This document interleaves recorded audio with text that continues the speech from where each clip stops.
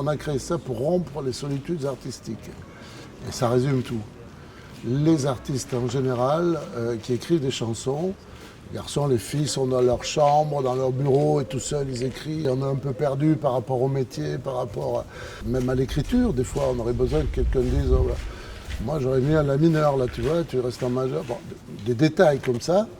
Et on vient à Stafford et on rompt cette solitude artistique et c'est formidable. Et quand ils repartent, c'est plus les mêmes. Hein. Ils sont plus riches déjà humainement.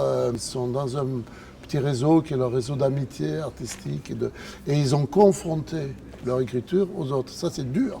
Donc cette rencontre, c'est des rencontres à Stafford. Ces rencontres sont extraordinaires.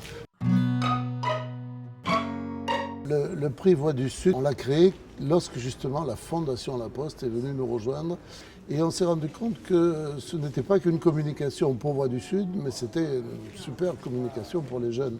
Et puis pour nous aussi, c'est la façon tous les ans de boucler le travail d'une année. Voilà, on remet le prix Voix du Sud. Les gens qui reçoivent ce prix, c'est une personnalité, c'est un style, c'est un caractère.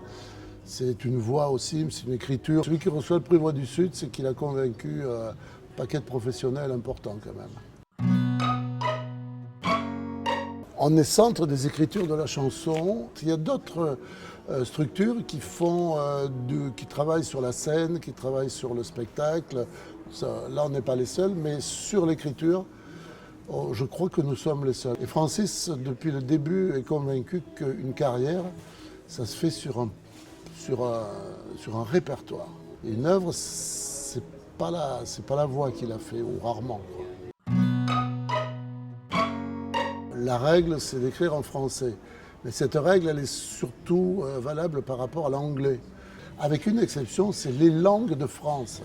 Alors l'occitan ici, parce que nous sommes dans le territoire occitan, mais on a organisé déjà des stages où sont venus ici des gens qui écrivent, qui composent en corse, en basque, en catalan, en alsacien. Et nous ici, on dit, ben, en France, il n'y a pas que le français. Il y a des belles langues, il y a des artistes.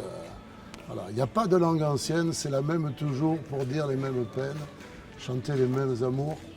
Dit Cabrel, encore une fois, mais il a raison.